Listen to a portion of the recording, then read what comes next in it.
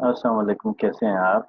ये हमारी communication series का तीसरा लेक्चर है। इस लेक्चर के अंदर, क्योंकि पहले दो लेक्चर्स के अंदर मैं आपको बता चुका हूँ कि कम्युनिकेशन क्या है और उसके टाइप्स में मैं आपको वर्बल कम्युनिकेशन मींस उसके बारे में सिखा चुका हूँ। अब हम सीखेंगे कि नॉन वर्बल कम्युनिकेशन क्या है। चलते हैं हम अपने अपने लेक्चर की तरफ कि नॉन वर्बल कम्युनिकेशन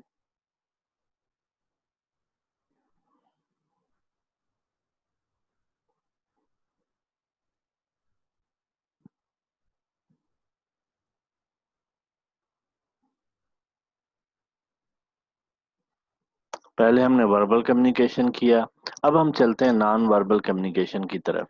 ये नॉन वर्बल कम्युनिकेशन है क्या? This communication occurs without verbs. जिस तरह हमने पढ़ा कि जो वर्बल कम्युनिकेशन है उसके लिए आपको वर्ड्स दरकार हैं, उसके लिए आपको वॉइस दरकार है। Where the five senses and whole range of body movements, postures, gestures, facial expressions, and silence are used for sending and receiving the message. इसमें थोड़ा सा डिफरेंस देखिएगा।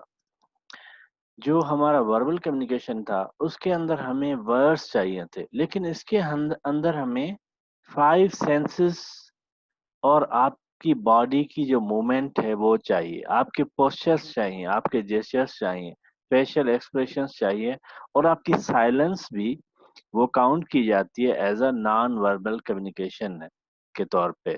मीन्स आप जो मैसेज रिसीव करते हैं उसके लिए आपको क्या चाहिए? आपके फाइव सेंसेस, और फाइव सेंसेस के साथ साथ आपको क्या चाहिए? आपके आपकी जो बॉडी मूवमेंट है, आपके postures, gestures, facial expressions and silence. Non-verbal communication is more accurate way of communication because it convey the true and intended meaning of the message.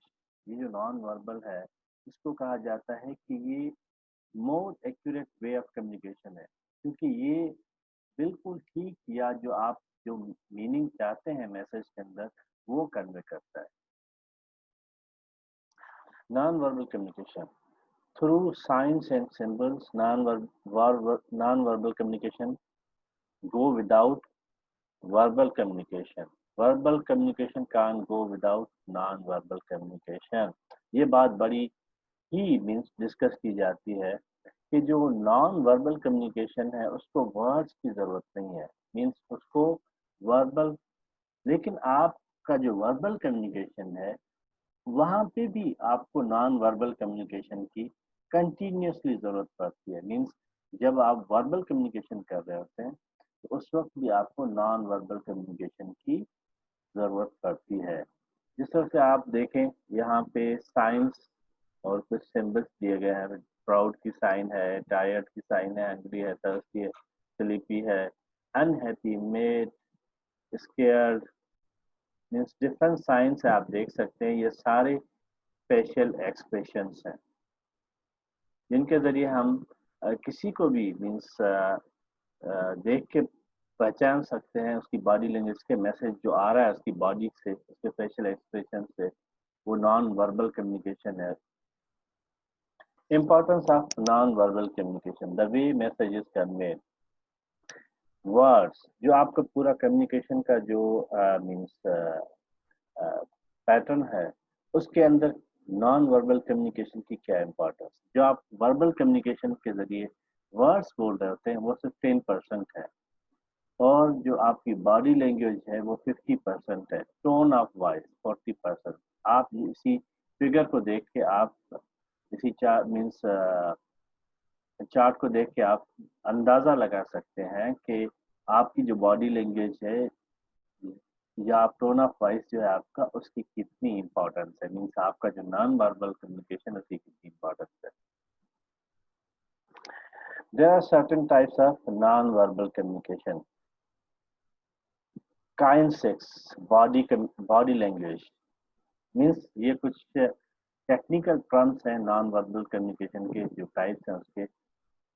Kinesics means body language, haptics touch language, proxemics, space language, artifacts, environmental,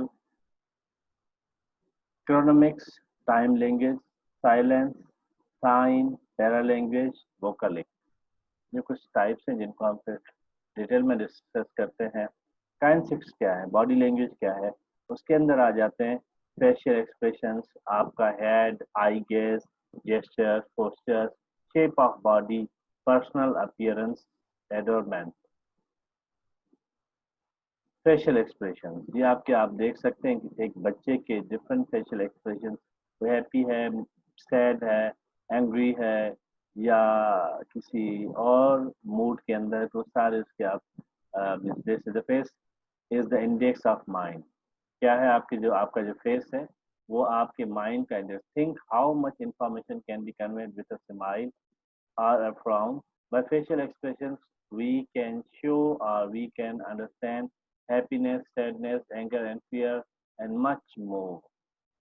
I guess जो I guess होता है means आंखों के साथ means he जो non verbal communication है वो किया जा सकता है। जैसे बेसलाइन आइज है, ये किस लिए होंगी, ब्लिंक, क्लोज्ड आइज, उसका क्या मैसेज होगा, अपवर्ड जब आप आंखें ऊपर करते हैं उसका क्या मैसेज, लेफ्ट वर्ड जिस तरह आप आंखों को, या टारगेटेड आंखें आप किसी को मीन्स देख रहे हैं बहुत ही गौर। Looking at another person can indicate a range of emotions like anger, grudge, and danger. A dangerous look can tell you someone is unhappy and not comfortable with. Gestures and postures. यहाँ पे कुछ आपको means gestures and postures दिखाए गए।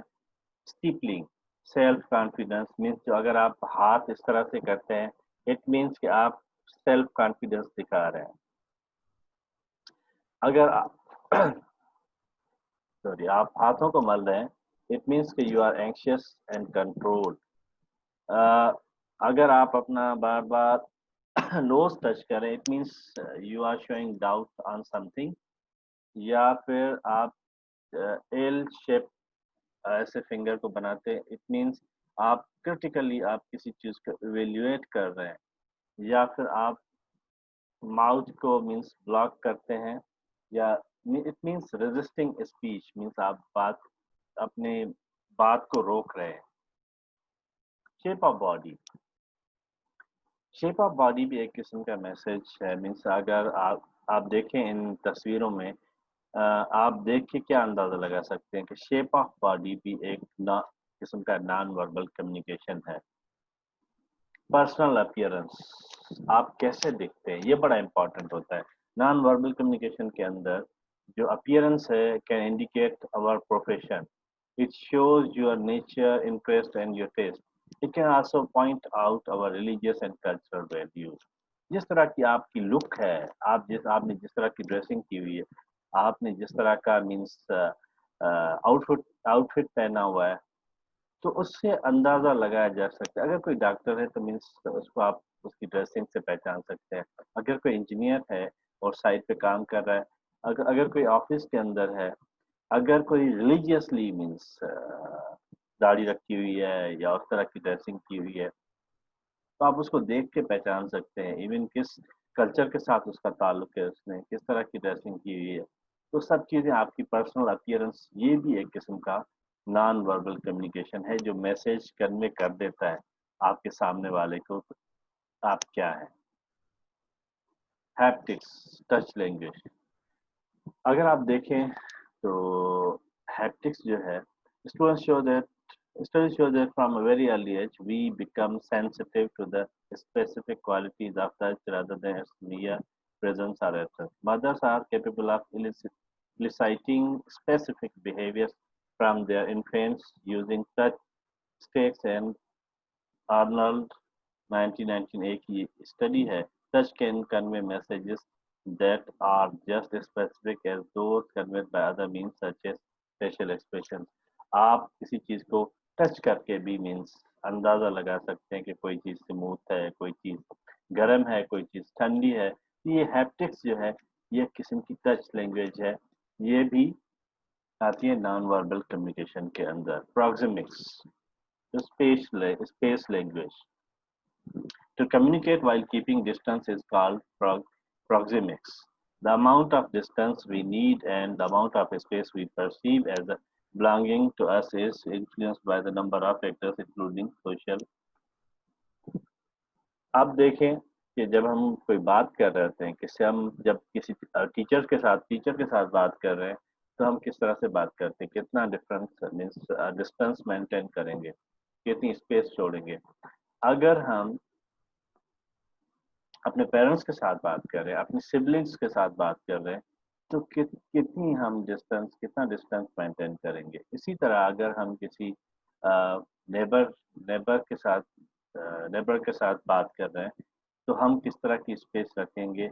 अगर हम किसी अपनी फियांसी या किसी और रिलेशनशिप के साथ बात कर रहे हैं, तो वो कितना सोशल स्पेस जो है आपको मेंटेन करना पड़ता है। इवन आप अगर क्लास के अंदर एज ए स्टूडेंट, तो आप टीचर के साथ किस तरह से बात करते हैं। तो ये एक प्रोक्सिमिक्स को बोला जाता है स्पेस लैंग्वेज। साइंस, जब आप घर से बाहर निकलते हैं, तो ये जो साइंस है आपको हर जगह पे नजर आती हैं। Everywhere there are signs. उन साइंस को देख के ही, फॉर एग्जांपल अगर आप रोड पे हैं, तो ट्रैफिक रूल्स कवानीन को आप अगर फॉलो करते हैं, तो वहाँ पे भी बहुत सारी साइंस होती हैं। अगर आप मार्केट के अंदर हैं, अगर आप किसी और एरिया के अंदर हैं, तो पहले से आपको साइन बोर्ड्स नजर आते हैं।